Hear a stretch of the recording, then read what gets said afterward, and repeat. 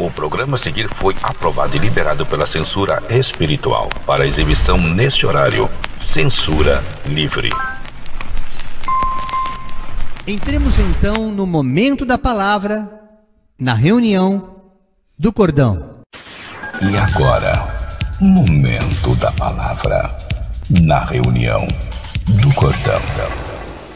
O tema de hoje é uma pergunta que Deus te faz. A sua experiência é com Deus ou com uma religião? Primeira carta do apóstolo Pedro, no capítulo 2, versículos de 2 até 4. Sejam como criancinhas recém-nascidas, desejando sempre o puro leite espiritual, para que bebendo dele, vocês possam crescer e ser salvos. Pois como dizem as escrituras sagradas, que está ali em Salmos 34, verso 8, ela é recitada aqui também pelo apóstolo Pedro. Vocês já descobriram por vocês mesmos que o Senhor é bom. Cheguem perto dele, a pedra viva que os seres humanos rejeitaram como inútil, mas que Deus escolheu como de grande valor.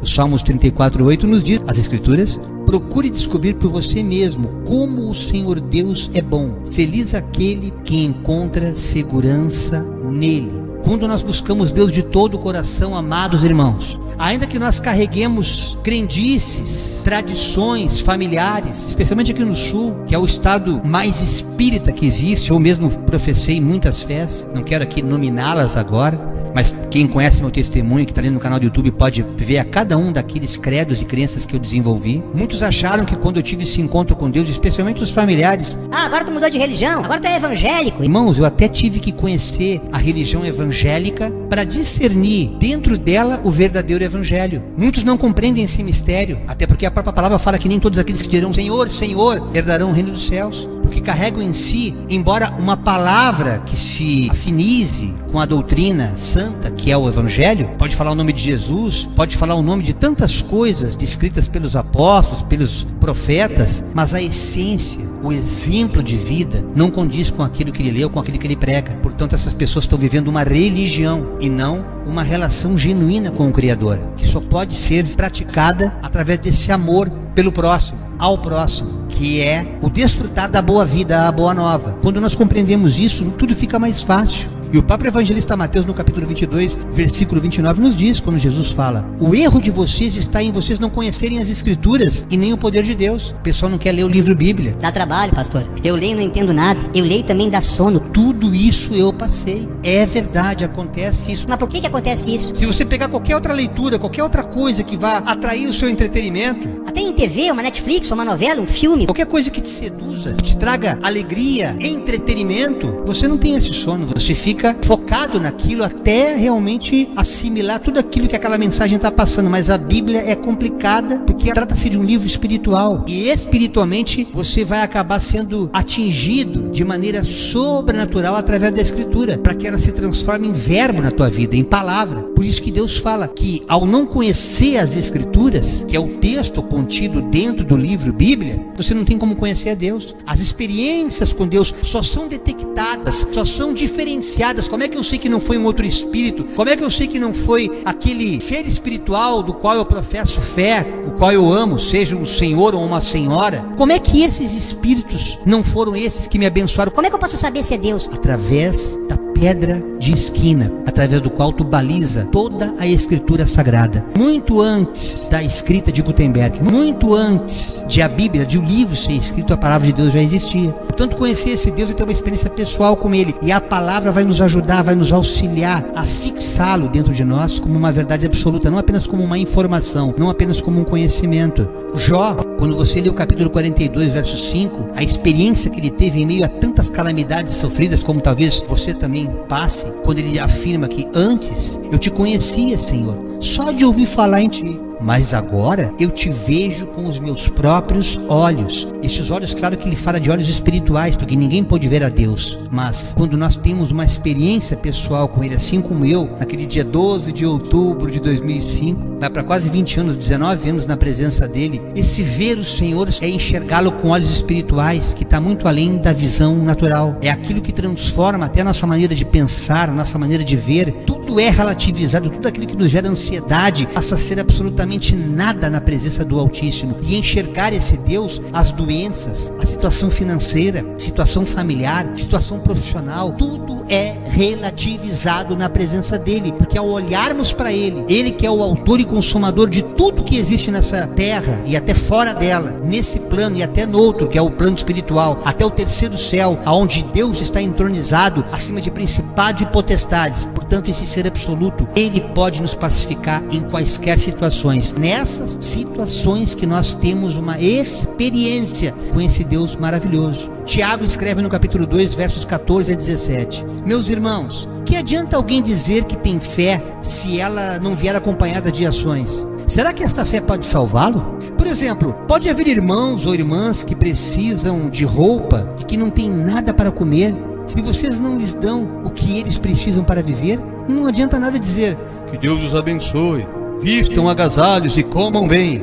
Eu não tenho nada a ver com isso, é vocês e Deus. Isso não tem nada a ver com o Evangelho, nada a ver com o Senhor.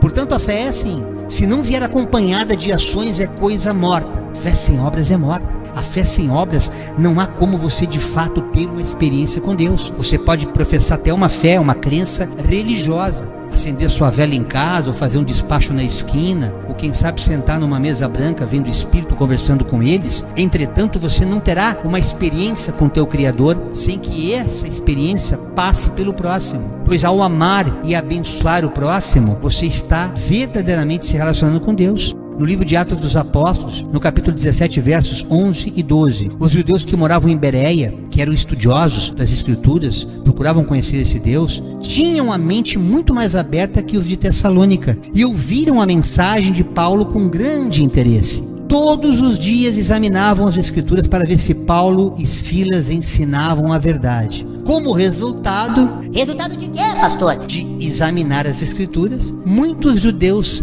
creram, assim como vários gregos de alta posição, tanto homens como mulheres. Quando você examina as Escrituras e as compara com as circunstâncias vividas, e você vê que tudo aquilo, mesmo na calamidade, está de acordo com aquilo que Deus fala, que Ele prova aqueles que amam, que Ele corrige com vara, aqueles que estão fora da linha, que Ele abençoa aqueles que realmente o buscam de todo o coração, sem fazer barganha, sem fazer moeda de troca, que o tem como único e suficiente Senhor e Salvador de sua vida, que o tem como verdadeiro Deus e Senhor, esses automaticamente são abençoados até quando não recebem seu favor, porque muitas vezes o não de Deus é livramento, mas o coração, todavia, sempre, eu digo sempre, é pacificado até no não de Deus, contrariamente ao que a religião faz. O não de uma religião dá a impressão que você está sem fé. O não da religião dá a impressão que você não está fazendo tudo aquilo que você tinha que fazer. Você deu pouco oferta, fez pouco sacrifício, você frequentou muito pouco. A religião te rouba uma experiência verdadeira com teu Criador a partir do momento que ela é lugarizada. Por isso que nós do Cordão, Deus não nos deixou até então termos um lugar para receber pessoas. Muitos nos indagam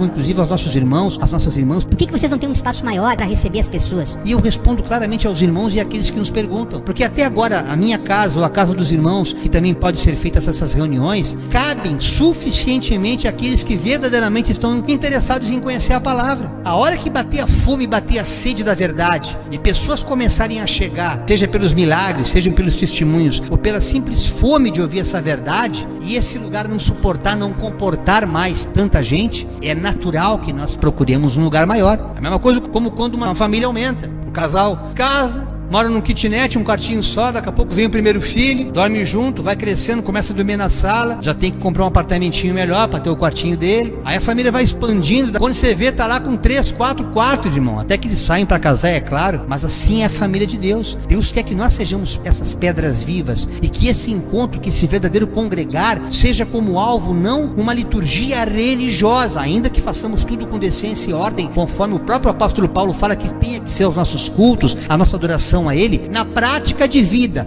fora deste encontro quinzenal que acontece aqui na nossa casa. Deus quer que nós continuemos sendo igreja, que nós continuemos adorando, que nós continuemos orando, que nós continuemos amando, e que nós nos tornemos cartas vivas, ou seja, exemplo prático dessa experiência pessoal que nós já vivemos com Deus, que nós já alcançamos com Deus, para que outras pessoas, ao ver como referência, não aquilo que a gente prega, mas aquilo que a gente vive, realmente se interesse e conhecer essa verdade que também os libertará. O mesmo apóstolo Paulo, na carta aos Romanos, no capítulo 8, versículos 14 a 17, nos diz: porque todos que são dirigidos pelo Espírito de Deus são filhos de Deus, pois vocês não receberam o Espírito espírito que os torne escravos, medrosos e servis, mas receberam o Espírito que os adota como verdadeiros filhos, pelo qual clamamos Abba Pai, Paizinho querido. O próprio Espírito fala no íntimo dos nossos corações, dizendo-nos que somos realmente filhos de Deus. Ele que testifica essa filiação. Não é uma religião que vai testificar. E se somos os seus filhos, então somos herdeiros. Herdeiros de Deus e co-herdeiros em Cristo. Mas se vamos participar da sua glória, precisamos também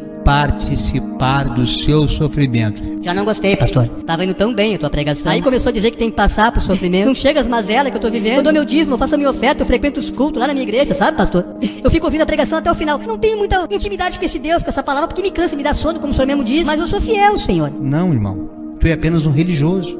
Alguns até candidato a filhote de fariseu, porque vai se tornar tão somente um dogmático da letra. A letra que mata é aquela que está em contradição com a graça, com o favor imerecido. Vivemos hoje o tempo da graça, e essa graça só pode ser alcançada através de nosso Senhor e Salvador Jesus Cristo. Mas alguns religiosos querem viver a lei de Moisés, cada qual escolhendo segundo aquilo que ele crê, segundo aquilo que lhe convém, como quem tem comichão nos ouvidos, como o próprio Paulo fala, escolhendo doutrinas que lhe agradem. Não, lá eu vou porque é legal, lá eu vou porque o santuário é grande, é confortável, tem ar-condicionado. E esse pastor nem púlpito tenha na casa dele, que graça tem uma igreja assim. É legal a palavra dele, a pregação dele é muito boa, mas aquilo ali não é uma igreja, aquilo ali sei lá o que é. É justamente por você não ter essa consciência dessa intimidade com Deus, que o próprio Espírito não fala no íntimo do teu coração, porque você está dando ouvidos a comichões, ouvido aquilo que você quer saciar e satisfazer a tua carne. Todavia, existem irmãos sérios, comprometidos dentro de denominações cuja verdade ainda é pregada, mas é uma minoria, irmãos. E eu tenho conversado com alguns, há uma debandada muito grande, porque a seita evangélica está deixando de ser a verdadeira religião que religava o Criador ao homem, porque nós não podemos alcançar um Deus invisível sem antes amar o nosso irmão que é visível, que é a famosa religião pregada pelo próprio apóstolo Tiago. E nessa noite Deus quer falar ao teu coração, para que você se posicione a ter uma experiência verdadeira com o teu Criador, e não com uma religião. Primeira carta do apóstolo Paulo aos Coríntios, no capítulo 2, versos 9 e 10. Porém, como dizem as escrituras sagradas, o que ninguém nunca viu nem ouviu, o que jamais alguém pensou que podia acontecer, foi isso que Deus preparou para aqueles que o amam. Mas foi a nós que Deus, por meio do seu Espírito, revelou o seu segredo. O Espírito Santo examina tudo, até mesmo os planos mais profundos e escondidos de Deus. Entenda que não há nada em oculto que não venha a ser revelado. Deus ele prescruta corações, prescruta sentimentos, mas a presunção de você achar que porque você conhece a letra ou apenas uma pregação sem examinar o profundo daquilo que Deus fala, quando Jesus mesmo diz que ele teria muito mais a nos ensinar, mas que nós não suportaríamos tanto conhecimento nesse momento, que portanto o Espírito Santo viria à terra para nos ensinar e nos fazer lembrar de tudo aquilo que ele nos ensinou. Para nós termos o privilégio deste ensino, é necessário que nós nos submetamos ao nosso Criador. Ele nos mostrará coisas que vocês talvez nunca tenham aprendido, nem mesmo na leitura bíblica, porque ela está sendo condicionada por uma teologia, por uma leitura que não condiz com a verdade de Deus, aonde a chave interpretativa deixa de ser Jesus e passa a ser um sistema, aonde a religião quer ser a matriarca, quando na verdade nós só temos um pai, nós não temos uma mãe espiritual. E assim Deus manda dizer a muitos essa noite que ainda equivocam-se ao entender distorcidamente as escrituras,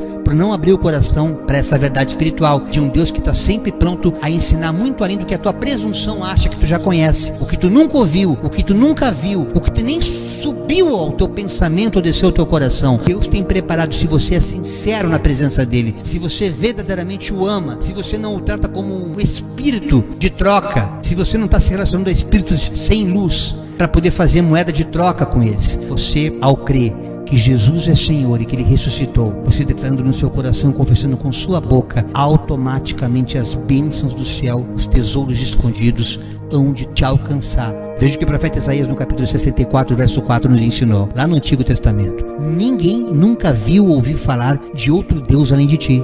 Escute isso. De um Deus que faz coisas assim em favor dos que confiam nele. Pode ter certeza nisso, irmão. Eu vivi muitas religiões sincréticas. Sincretismo onde misturam crenças. E na verdade elas nunca se completavam, ainda que nós buscássemos um pouquinho de cada crença. Mas quando eu tive esse encontro com Deus ali em São Paulo, no dia 12 de outubro de 2005, aquele absoluto entrou em mim como uma espada na minha alma, rasgando sofismas, mentiras, tradições, costumes, tudo aquilo que aprisionava a minha mente de poder viver o melhor dessa terra, de comer e desfrutar o melhor de tudo que Deus nos disponibilizou aqui. Ali eu pude entender, realmente esse Deus é poderoso e Ele precisa ser pregado, razão pela qual Deus nos separou para nessa noite estar aqui trazendo mais um momento da palavra para você. Segunda carta do apóstolo Paulo aos Coríntios, no capítulo 12, olha que coisa tremenda, irmãos, falando de terceira pessoa que nem alguns irmãos conversam aqui. Eu conheço um irmão gordinho, careca, que tava ali em São Paulo, se converteu no dia 12 de outubro, um gordinho que toca violão, que canta com um trio. É mais ou menos nessa linguagem que Paulo escreve ao povo de Corinto. Olha a humildade desse homem, ele não estava querendo falar dele, que ele não queria se gabar. Coisa maravilhosa esse texto, eu me emocionava quando eu lia nele.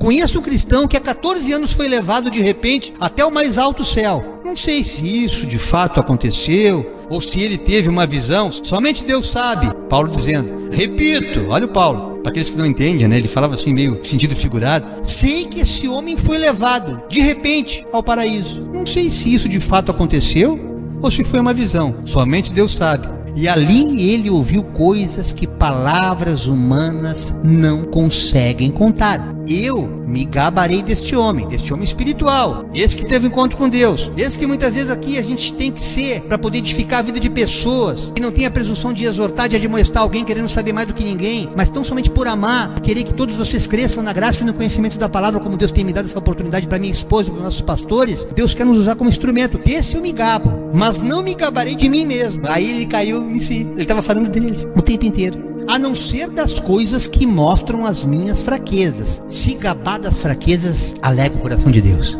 Quando você está passando uma situação daquelas assim, irmão, que você até pede oração para irmão orar, te ajudar, mas tem estreito, tem mistério que é só tu e Deus. Lá no teu cantinho do teu trabalho, no cantinho da tua casa, no cantinho da tua escola, onde quer que tu esteja, aquele momento que só tu e Deus fala assim, Senhor, me ajuda, não tô aguentando, tá pesado, tá difícil. Seja o que for, classe social, seja a idade que você tiver, todos que têm o coração voluntário na presença de Deus, passarão por esse sofrimento, como já foi descrito aqui hoje, sem o qual nós não teremos a oportunidade de verdadeiramente contemplar a face de Deus. Mas quando nós nos submetemos a Ele, essas mesmas fraquezas que alcançaram o apóstolo Paulo, assim como Paulo teve uma profunda experiência com Deus e não se gabava disso, aquilo era apenas um testemunho, ele contando. Eu me tornei uma carta viva, eu não preciso mais de uma carta escrita para me apresentar. Ó, aqui tá o irmão fulano de tal, indo nas igrejas. Não, você chega, as pessoas já te escaneiam, irmão, do alto da cabeça, porque sentem a presença do Criador. Eu profetizo sobre a tua vida essa noite, para que você se torne essa carta escrita, não com tinta, mas com o sangue derramado na cruz, para que em tudo que você fizer, com todos que você se relacionar, a mesma graça que está sobre a minha vida, apesar das muitas, não poucas aflições que nós participamos em Cristo Jesus, mas de todas elas Ele nos tem livrado, assim ocorra contigo também, em nome de Jesus.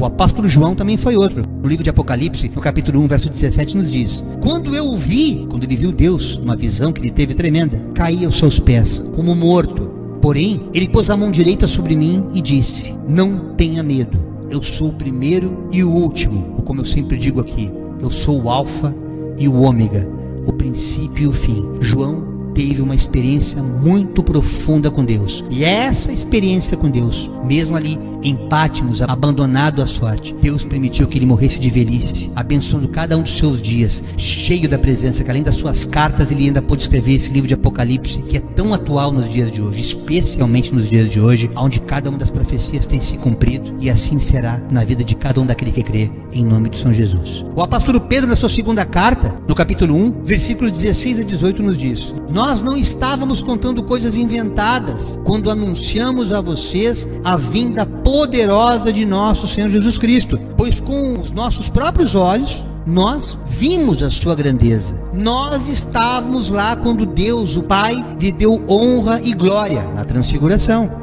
Ele viu a voz da suprema glória de Deus dizer: este é meu filho querido, que me dá muita alegria, em quem me comprazo. Nós mesmos ouvimos essa voz que veio do céu, quando estávamos com o Senhor Jesus no monte sagrado. Esta foi uma experiência objetiva que aconteceu comigo, aconteceu com a pastora e muito poucos irmãos, os quais nós conhecemos, de verdadeiramente ouvir a voz de Deus, ouvir auditivamente. Nós escutamos corriqueiramente ele falar no nosso coração, como uma espécie de intuição, como uma espécie de pensamento, como se fosse uma telepatia, como uma conexão de internet. Tamanha realidade dessa voz que nós escutamos quase que diariamente em nossos corações. Eu tenho testemunho contado no meu canal no YouTube. A pastora Denise também já teve essa experiência, e é isso que nos conecta como corpo. Essas experiências têm que acontecer com cada um de nós, para que juntos nós sejamos testemunhos vivos. Por isso que quando aquele povo estava lá reunido naquela casa descrita ali em Atos dos Apóstolos, no capítulo 2, quando o Espírito Santo desceu sobre todos eles e todos falavam aquelas línguas estranhas, que eram línguas dos anjos, ou também línguas, segundo alguns teólogos nos escrevem, que eram línguas daquele povo cultural que passava por aquela cidade naquela época, e mesmo sem instrução, mesmo sem sabedoria, sem conhecimento, eles falavam línguas que jamais teriam capacidade de aprender, mostrando que ali era uma sabedoria do céu e não uma sabedoria do homem. Todos caminharam juntos depois daquele dia.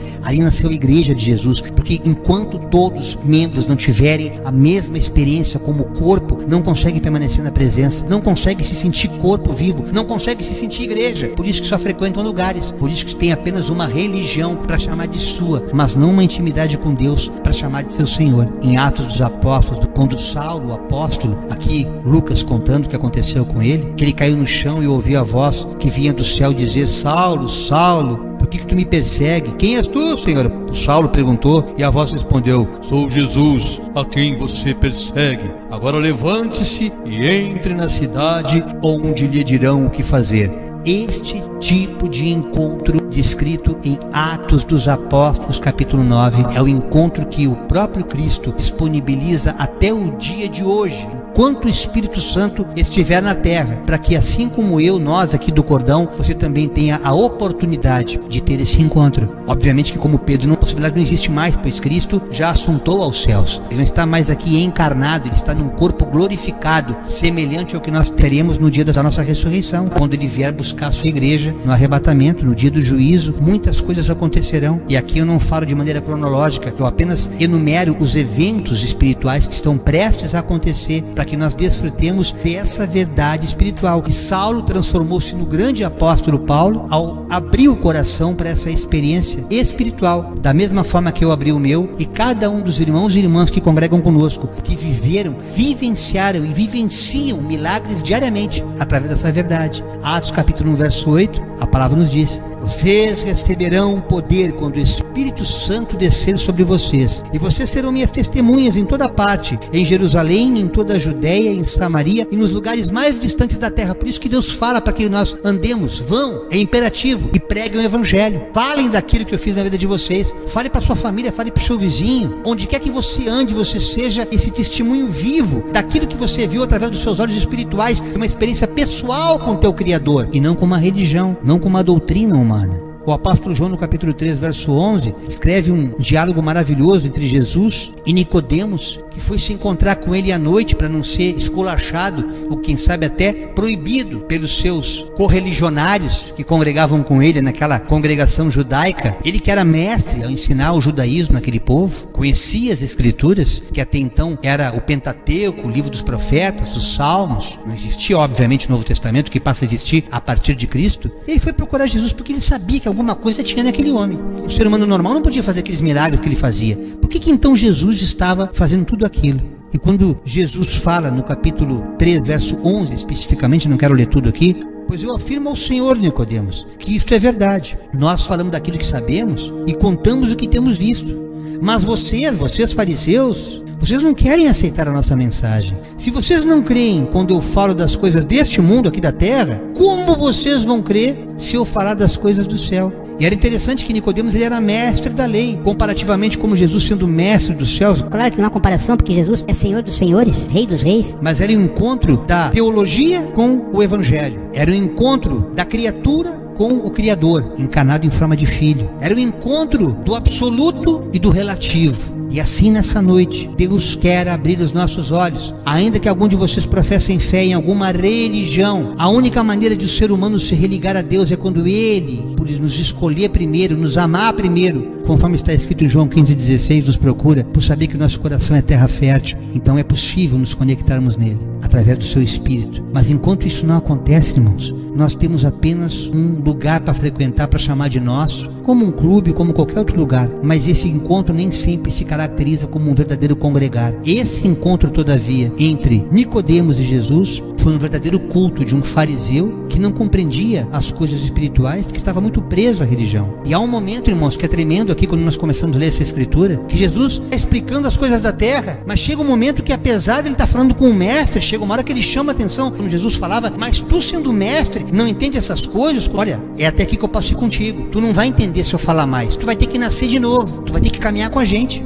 Aí ele fala com um cara que é entendido em teologia. Como assim, senhor? Eu vou voltar para a barriga da minha mãe? Eu sendo esse baita homem aqui, esse homem zarrão. Ele não entendeu que Jesus estava falando que aquele que nasce da carne é carne, mas do nascido do Espírito é Espírito. E por isso que muitas vezes há coisas que a gente gostaria de falar para determinados irmãos, mas por eles não terem essa busca da leitura da palavra, de assistir aos nossos vídeos, feitos com tanto carinho, com tanto zelo, colocando cards específicos de tudo que nós falamos aqui, para trazer essa consciência, essa maturidade, esse entendimento, essa compreensão espiritual. Não adianta a gente aumentar, a gente só tem que orar. As pessoas nos ligam: ora para mim, pastor. E a gente está sabendo que elas estão precisando de instrução, como eu falei na ministração passada. Mas por elas terem essa mesma visão farisaica, essa mesma visão limitada, assim como esse fariseu que procurou Jesus às escondidas, nós não conseguimos avançar no crescimento da palavra, porque Deus quer que nós cresçamos na compreensão, para que nós nos tornemos filhos, e ao nos tornarmos filhos, sejamos portadores dessa verdade, para que muitas outras pessoas possam ser alcançadas. Por isso que há pessoas que sabem tudo de religião, mas sem ter uma experiência com Deus, elas jamais terão uma experiência com o verdadeiro evangelho, ainda que elas frequentem lugares onde a Bíblia é lida, mas nem sempre a palavra contida na Escritura, ela é genuinamente pregada. O escritor aos Hebreus, no capítulo 6, versículos de 4 a 6, nos diz: como é que as pessoas que abandonaram a fé podem se arrepender de novo? Elas já estavam na luz de Deus, já haviam experimentado o dom do céu e recebido a sua parte do Espírito Santo, já tinham tido uma experiência com Deus aqui nesse texto, já haviam conhecido por experiência que a palavra de Deus é boa e tinham experimentado os poderes do mundo que há de vir, mas depois abandonaram a fé, deliberadamente resolveram deixar Deus de lado. É impossível levar essas pessoas novamente a se arrependerem, pois estão crucificando outra vez o Filho de Deus e zombando publicamente dele.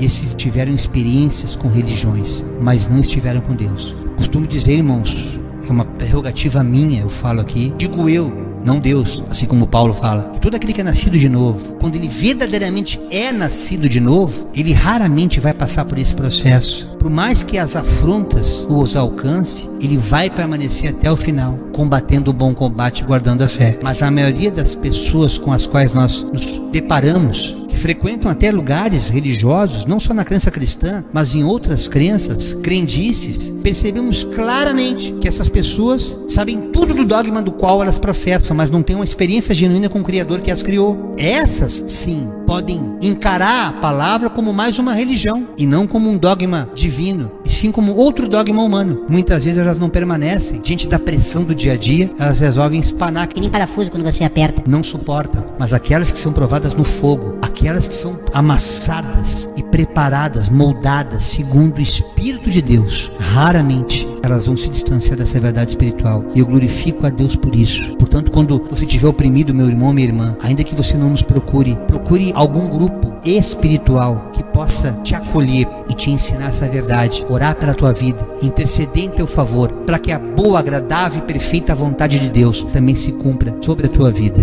O evangelista Mateus, no capítulo 11, verso 25, quando conta que Jesus, numa determinada ocasião, falou a Deus o Pai: ó Pai, Senhor dos céus e da terra, eu te agradeço porque tu tens mostrado às pessoas sem instrução, aquelas que têm pouco conhecimento, que nem sabem ler, ou se sabem ler não têm entendimento, graças te dou por aquilo que tu escondeste dos sábios e entendidos e instruídos, mas revelastes a estes pequeninos. Aqui Jesus claramente está dizendo, confrontando os fariseus, que por mais presunção que eles tenham diante da teologia, da formação que eles têm, Deus blinda a mente deles acerca dessa compreensão, que por misericórdia, por bondade, Ele nos tem revelado através do seu Espírito Santo. Por isso que eu tenho a ousadia, não presunção, mas a ousadia de estar aqui quinzenalmente, junto com os meus irmãos, com a minha esposa, os pastores que também professam a mesma comunhão, a mesma koinonia, para levarmos esse evangelho até você. Estamos abertos a estar em quaisquer lugares onde nós tenhamos essa oportunidade, seja num templo, debaixo de uma árvore, debaixo de uma ponte, num valado, num monte, numa casa, numa empresa, qualquer lugar, porque o lugar pouco importa. O que importa é a essência desta verdade ser levada até você, e você, com teu coração puro, aberto na presença de Deus, Ele transforma a tua mente e o teu viver. Eu encerro essa ministração de hoje lendo e meditando os Salmos 37, versículo 25, aonde Davi aqui, irmãos, tem um registro de uma experiência de vida tão variada e tamanho impacto que essa palavra causou na velhice dele, cujo salmo foi escrito com essas palavras, onde ele diz: eu fui moço e agora eu sou velho, mas eu nunca vi, com a experiência que eu tenho com Deus, eu nunca vi um homem abandonado por Deus, e nunca vi seus filhos mendigarem o pão. Eu nunca vi um justo desamparado, nem a sua descendência mendigar comida. Deus está falando aqui essa noite. Ainda que você tente se relacionar com Deus através de uma religião, se você se sente bem nesse grupo religioso, se esse grupo é saudável, de pessoas que te amam, que te tratam bem como pessoa, não deixe de estabelecer uma comunhão íntima com o teu Criador, independente da doutrina que te é ensinada. Entra no teu quarto, no quarto da tua casa, fecha a porta e conversa com teu Deus que tudo vê. E o teu Deus que tudo vê abrirá a tua compreensão, acrescentará as bênçãos, coisas que você precisa, sejam elas em quaisquer áreas da tua vida, porque Deus, especialmente nessa última hora que antecede o arrebatamento da igreja, está buscando verdadeiros adoradores que o adorem em espírito e em verdade. E adoradores aqui não quer dizer que tem que ser cantor nem tangedor, mas que tão somente na sua presença reconheça o seu senhorio, sem nenhum credo religioso, sem nenhuma placa, sem nenhum CNPJ, sem uma lugarização para dizer: aqui é a casa do Senhor. Não, Deus está em lugares cujos corações estão abertos a recebê-los, como na minha casa, como pode ser na sua casa. O Espírito se faz presente. Infelizmente, Deus não está mais em muitos lugares, aonde, ainda que chamem casa de Deus, Betel, casa de oração, seja o nome que der, se o amor não é praticado, se a fé ali é morta, o Senhor não está naquele lugar. Ele não habita em templos feitos por mãos humanas, mas Ele habita em corpos humanos, cujas mãos estendem em benefício do próximo. Esta foi a mensagem maravilhosa, reveladora, espiritual, que Deus colocou no meu coração neste dia 20 de novembro do ano de 2024, na reunião do Cordão.